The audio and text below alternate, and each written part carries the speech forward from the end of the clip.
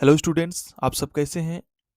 आशा करता हूँ आप सभी बोर्ड एग्जाम की तैयारी कर रहे होंगे और होना भी यही चाहिए। कल यानी 28 दिसंबर से स्कूलों की शीतकालीन अवकाश शुरू हो रही है। आप इसे व्यर्थ न जाने दें, इसका इस्तेमाल अच्छे से करें।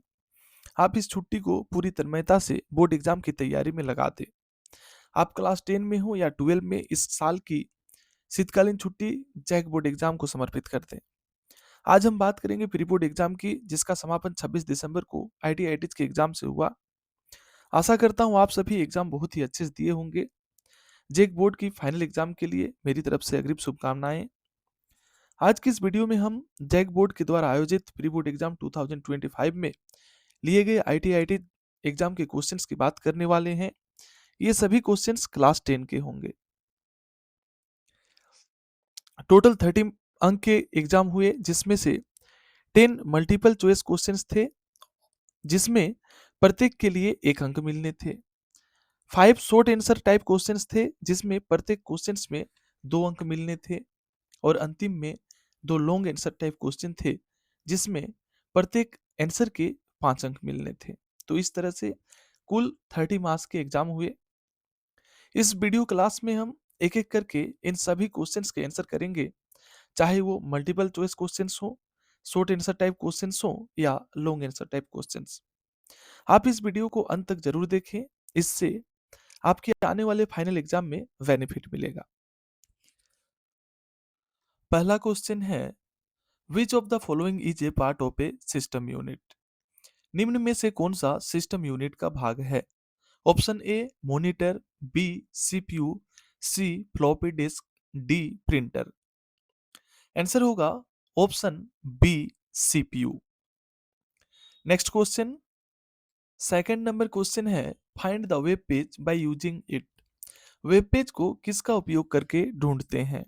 Option A universal resource locator, B uniform resource locator, C science direct, D workout. तो इसका आंसर होगा option B uniform resource locator. Next question, how many layers does OSI reference model has? OSI संदर्भ model में कितनी परतें होती हैं? Option A 4, B 5, C 6, D 7। Answer होगा option D 7। Next question, question number 4, which of the following groups consist of only input devices? निम्नलिखित में से किस समूह में केवल इनपुट डिवाइस हैं? यहाँ पर 4 ग्रुप दिए गए हैं। इन चारों ग्रुप में सेलेक्ट करना है कि किस में सभी डिवाइस जो हैं इनपुट डिवाइस दिए गए हैं। तो इसका आंसर होगा option C, mouse, light pen और कीबोर्ड। ये तीनों डिवाइस जो दिए गए हैं, ये तीनों डिवाइस इनपुट डिवाइस हैं। नेक्स्ट क्वेश्चन करते हैं। 5 नंबर क्वेश्चन है, wrap text comes under which group? Wrap text किस ग्रुप के तहत आता है? Clipboard, cells, alignment, font. तो इसका आंसर होगा option C, alignment. 6 number question है, what does XML stand for? XML का पूरा नाम क्या है? Option A example markup language, option B extensible markup language, option C X markup language, option D extra modern link. तो इसका answer होगा option B extensible markup language. Next question है, which is not a type of secondary memory? कौन सी secondary memory का प्रकार नहीं है? Option A solid state drive, option B hard disk, option C random access memory, option D USB pen drive. तो इसका answer होगा option C, random access memory. 8 number question है, what is the overall term for creating, editing, formatting, storing, retrieving and printing a text document? Text दस्तावेज बनाने, संपादित करने, स्वरूपित करने, संग्रहित करने, पुनर्प्राप्त करने और प्रिंट करने के लिए समग्र शब्द क्या है? Option A word processing, B spreadsheet design, C web design, D database प्रबंधन, डेटाबेस मैनेजमेंट। तो इसका आंसर होगा option A word processing. 9 number question है, one nibble is equal to, एक निब्बल बराबर होता है? Option A 4 bits, option B 4 bytes, option C 8 bytes, option D 8 kilobytes. तो इसका आंसर होगा option A 4 bits. Next question, multiple choice question का ये लास्ट क्वेश्चन है, 10 number question. The number system based on 0 and 1 only is known as. केवल 0 और 1 पर आधारित संख्या प्रणाली को के रूप में जाना जाता है। किसके रूप में जाना जाता है? Binary system, butter system, number system, hexadecimal system. तो इसका आंसर होगा ऑप्शन ए बाइनरी सिस्टम। अगर आप 2026 में आयोजित होने वाली जेक बोर्ड एग्जाम के लिए IITs की तैयारी करना चाहते हैं तो आप हमारे YouTube channel IT school Ranchi को लाइक सब्सक्राइब जरूर करें और वीडियो को पूरा देखने के बाद कमेंट बॉक्स में जाकर फीडबैक भी अवश्य दें। अब हम शॉर्ट आंसर टाइप क्वेश्चंस करेंगे। यहाँ पर इसमें 5 क्वेश्चंस देखने को मिलेंगे और प्रत्येक क्वेश्चन में 2 अंक मिलने वाले हैं। तो पहला क्वेश्चन है, what is upper case and sentence case? Upper case और सेंटेंस केस क्या है? तो अपर केस किसे कहते हैं इसको पहले देखेंगे, उसके बाद हम लोग सेंटेंस केस को देखेंगे। अपर केस वो स्थिति है जिसमें शब्द या वाक्य के सभी अक्षर बड़े यानी कैपिटल लेटर्स में लिखे जाते हैं। आप कोई कैरेक्टर लिखते हैं, जैसे कि यहाँ पर आप देखेंगे एग्जाम्पल में कंप्यूटर लिखा हुआ है, जो सभी कैरेक्टर इसमें स्मॉल लेटर में है। अगर आप उसे अपर केस कर देंगे तो वो देखेंगे आप, सारे जो करेक्टर कंप्यूटर में जो भी करेक्टर लिखे हुए हैं वो सारे कैपिटल लेटर में हो जाएंगे। उसी प्रकार से India is my country, India is my country जो है स्मॉल लेटर में है। अगर आप उसे अपर केस करेंगे तो वो सारे के सारे करेक्टर जो हैं वो कैपिटल लेटर में हो जाएंगे। तो आप देखेंगे इंडिया इज माई कंट्री, इधर राइट साइड में सारे करेक्टर जो हैं वो कैपिटल लेटर में हो गए हैं। सेंटेंस केस क्या है? तो सेंटेंस केस वो स्थिति है जिसमें वाक्य का पहला अक्षर कैपिटल होता है और बाकी अक्षर स्मॉल लेटर में होते हैं, बाकी कैरेक्टर जो है वो स्मॉल लेटर में होते हैं। यानी इसमें सेंटेंस का बात है, सेंटेंस में पहला जो कैरेक्टर होगा वो कैपिटल होगा और बाकी सभी स्मॉल लेटर में होंगे। यहाँ पर आप देखें एग्जाम्पल दिया हुआ है, इंडिया इज माई कंट्री। तो इंडिया इज माई कंट्री सभी जो है स्मॉल लेटर में है। तो यहाँ पर आप इसे सेंटेंस केस में अगर इसे चेंज करेंगे तो इंडिया का आई कैपिटल हो गया और बाकी सारे कैरेक्टर जो है वो स्मॉल हो गए। उसी प्रकार से कंप्यूटर इज यूजफुल में कंप्यूटर का सी जो है वो कैपिटल हो गया और बाकी जो है वो स्मॉल हो गए। तो इसी प्रकार से अपर केस और सेंटेंस केस का डेफिनेशन यहाँ पर कंप्लीट हो गया। सेकंड नंबर क्वेश्चन है, tell us about find and replace. Find and replace के बारे में बताएं। तो पहले हम लोग देखेंगे फाइंड क्या है। फाइंड एक ऐसा विकल्प है जिसकी मदद से हम किसी दस्तावेज में किसी शब्द, वाक्य या अक्षर को खोज सकते हैं, सर्च कर सकते हैं। यानी कि आप कोई डॉक्यूमेंट क्रिएट किए हैं और उस डॉक्यूमेंट से आपको किसी वर्ड को अगर सर्च करना है, वर्ड हुआ, सेंटेंस हुआ या तो कोई करेक्टर को अगर आप सर्च करना चाहते हैं तो उसके लिए आप फाइंड फंक्शन का प्रयोग करेंगे। एग्जाम्पल के तौर पर यहाँ दिखाया गया है, आप देखें कंप्यूटर अगर कई बार किसी डॉक्यूमेंट में लिखा गया है और उसे आपको ढूंढना है तो उसके लिए आप फाइंड का प्रयोग करेंगे। फाइंड का शॉर्टकट की होता है कंट्रोल एफ। और रिप्लेस क्या होता है कि आप किसी वर्ड को, कैरेक्टर को या सेंटेंस को अगर आप सर्च किए हैं तो सर्च किए और उसके जगह पर आप अगर किसी दूसरे वर्ड या कैरेक्टर या सेंटेंस को डालना चाहते हैं तो आप उसमें रिप्लेस का प्रयोग करेंगे। और रिप्लेस का जो शॉर्टकट की होता है वो कंट्रोल एच होता है। फाइंड का कंट्रोल एफ और रिप्लेस का कंट्रोल एच।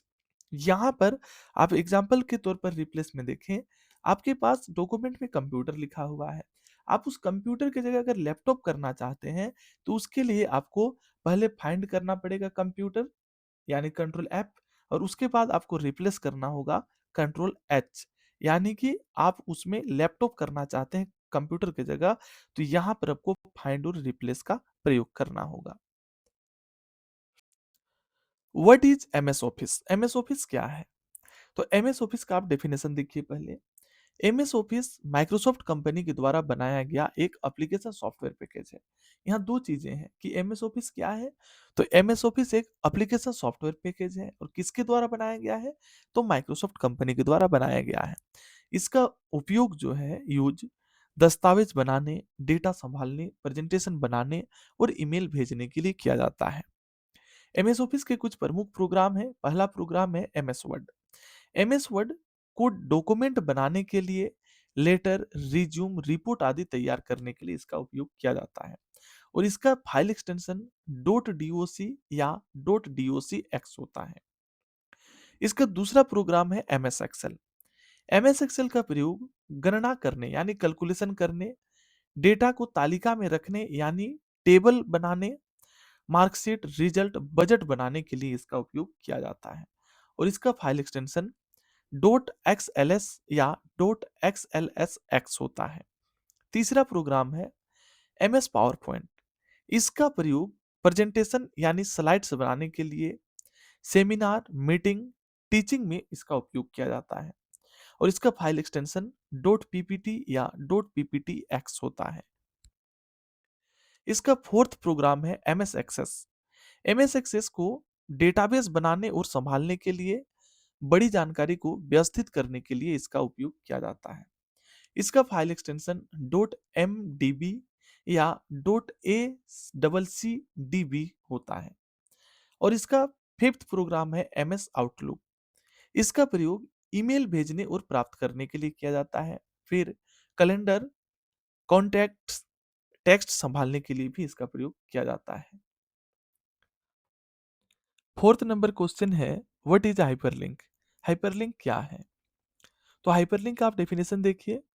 हाइपरलिंक एक ऐसा लिंक होता है जिस पर क्लिक करने से हम किसी दूसरे web page, document, slide, email या उसी डॉक्यूमेंट के किसी भाग पर पहुंच जाते हैं। ठीक है, आप इसका हाइपरलिंक का आप एग्जांपल नीचे देख सकते हैं। दो एग्जांपल यहाँ पर दिए गए हैं। अब हम नेक्स्ट क्वेश्चन करते हैं। फिफ्थ नंबर क्वेश्चन है explain the use of AutoSum. AutoSum का उपयोग बताएं। तो ऑटोसम का उपयोग क्या है? तो ऑटोसम एमएस एक्सेल की एक विशेष सुविधा है जिसकी मदद से हम संख्याओं का योग यानी टोटल सम बहुत जल्दी निकाल सकते हैं। यानी कि आपको कुछ नंबर्स हैं आपके पास और उसे अगर आपको बहुत जल्दी उसको ऐड करना है, सम करना है, टोटल करना है, तो उसके लिए आप ऑटोसम का प्रयोग कर सकते हैं। ऑटोसम का उपयोग क्या है? तो यहाँ पर तीन उपयोग दिए गए हैं।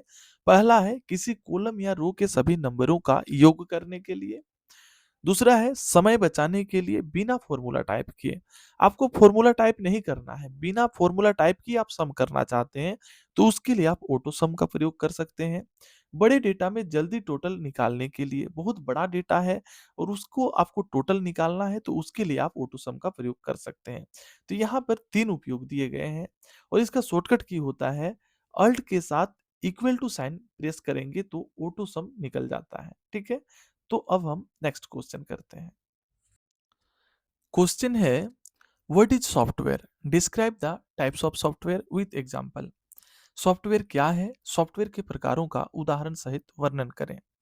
तो ये क्वेश्चन, यहाँ पर दो लास्ट क्वेश्चन बचे हुए हैं। ये दोनों question long answer type question है। इन दोनों क्वेश्चन के लिए आपको 5-5 अंक मिलने वाले हैं। तो पहला क्वेश्चन जो है सॉफ्टवेयर क्या है, सॉफ्टवेयर के प्रकारों का उदाहरण सहित वर्णन करें, इसको हम लोग पहले देखते हैं। तो सॉफ्टवेयर क्या है? तो सॉफ्टवेयर निर्देशों यानी इंस्ट्रक्शंस और प्रोग्रामों का समूह होता है जो कंप्यूटर को बताता है कि क्या करना है और कैसे करना है। और ये सॉफ्टवेयर के प्रकार, सॉफ्टवेयर के तीन प्रकार होते हैं। पहला प्रकार है system software. System software computer के हार्डवेयर को नियंत्रित करता है और यूजर वो हार्डवेयर के बीच मध्यस्थ का काम करता है, यानी इंटरफेस का काम करता है यूजर और हार्डवेयर के बीच में। इसका एग्जाम्पल है ऑपरेटिंग सिस्टम। सिस्टम सॉफ्टवेयर का एग्जाम्पल होता है ऑपरेटिंग सिस्टम। ऑपरेटिंग सिस्टम का एग्जाम्पल है विंडोज, लिनक्स, मैक ओएस। और डिवाइस ड्राइवर्स भी सिस्टम सॉफ्टवेयर के एग्जाम्पल होते हैं। इसका उपयोग है कंप्यूटर को चालू और नियंत्रित करना और अन्य सॉफ्टवेयर चलाने में मदद करना। दूसरा है application software. Application software user के विशेष कार्यों को पूरा करने के लिए बनाया जाता है। यूजर को कोई विशेष कार्य करना है तो उसके लिए एप्लीकेशन सॉफ्टवेयर को बनाया जाता है। इसके एग्जाम्पल है MS Word, MS Excel, MS PowerPoint, Tally, browser. तो एमएस वर्ड डॉक्यूमेंट बनाने के लिए प्रयोग किया जाता है, एमएस एक्सेल गणना और डेटा के लिए, एमएस पावर पॉइंट प्रेजेंटेशन के लिए, टेली अकाउंटिंग के लिए और ब्राउजर यानी क्रोम इंटरनेट के लिए। इसका उपयोग ऑफिस कार्य में कर सकते हैं, शिक्षा में, व्यवसाय में, मनोरंजन में भी कर सकते हैं। थर्ड थर्ड सॉफ्टवेयर है utility software. Utility software system की देखभाल यानी मेंटेनेंस और सिक्योरिटी सुरक्षा के लिए इसका उपयोग किया जाता है। इसका एग्जांपल है antivirus, disk disk cleanup, backup software, comparison tools, WinZip. अब हमारे सामने लास्ट क्वेश्चन है, what is CPU, describe its parts. CPU क्या है, इसके भागों का वर्णन करें। तो सबसे पहले हम लोग सीपीयू का डेफिनेशन देखते हैं। सीपीयू का फुल फॉर्म होता है central processing unit. CPU computer का मुख्य भाग यानी ब्रेन ऑफ कंप्यूटर होता है। सीपीयू जो है कंप्यूटर का सबसे मुख्य पार्ट होता है, इसे हम लोग ब्रेन ऑफ कंप्यूटर भी कहते हैं। यह सभी निर्देशों यानी इंस्ट्रक्शंस को प्रोसेस करता है और कंप्यूटर के सभी कार्यों को नियंत्रित करता है, कंट्रोल करता है। फिर से एक बार देखते हैं। सीपीयू कंप्यूटर का मुख्य भाग ब्रेन ऑफ कंप्यूटर होता है। यह सभी निर्देशों को प्रोसेस करता है और कंप्यूटर के सभी कार्यों को नियंत्रित करता है। सीपीयू के मुख्य भाग, सीपीयू के मुख्य तीन भाग होते हैं। पहला है एएलयू। एएलयू का फुल फॉर्म होता है अर्थमेटिक लॉजिक यूनिट। इसका कार्य है गणितीय गणनाएं करना, जैसे कि जोड़, घटाव, गुना, भाग। तार्किक कार्य होता है इसका, तार्किक कार्य भी करता है। तार्किक कार्य क्या है, जैसे कि तुलना करना। तुलना में क्या, बड़ा, छोटा, बराबर। यहाँ पर आप एग्जाम्पल देखिए कि गणितीय गणनाएं करना, जोड़, घटाव, गुना, भाग। तो यहाँ पर एक एग्जाम्पल के रूप में जोड़ दिखाया गया है, 10 + 5 = 15। और तार्किक यानी लॉजिकल में ए ग्रेटर देन बी, मतलब कि ए जो है बी से बड़ा है। सीपीयू का सेकंड पार्ट है कंट्रोल यूनिट, सीयू। इसका कार्य है कंप्यूटर के सभी भागों को नियंत्रित और निर्देशित करना। सेकंड है इनपुट, प्रोसेस और आउटपुट के बीच तालमेल बनाना। और थर्ड कार्य है यह तय करना कि कौन सा काम कब होगा। थर्ड पार्ट है रजिस्टर। रजिस्टर का कार्य है सीपीयू के अंदर मौजूद तेज गति की छोटी मेमोरी और फिर अस्थायी रूप से डेटा और निर्देशों को संग्रहित करना। इसका एग्जाम्पल है इंस्ट्रक्शन रजिस्टर, एक्यूमुलेटर। तो यहाँ पर आईटी के प्रीपोर्ट के क्वेश्चंस कंप्लीट होते हैं।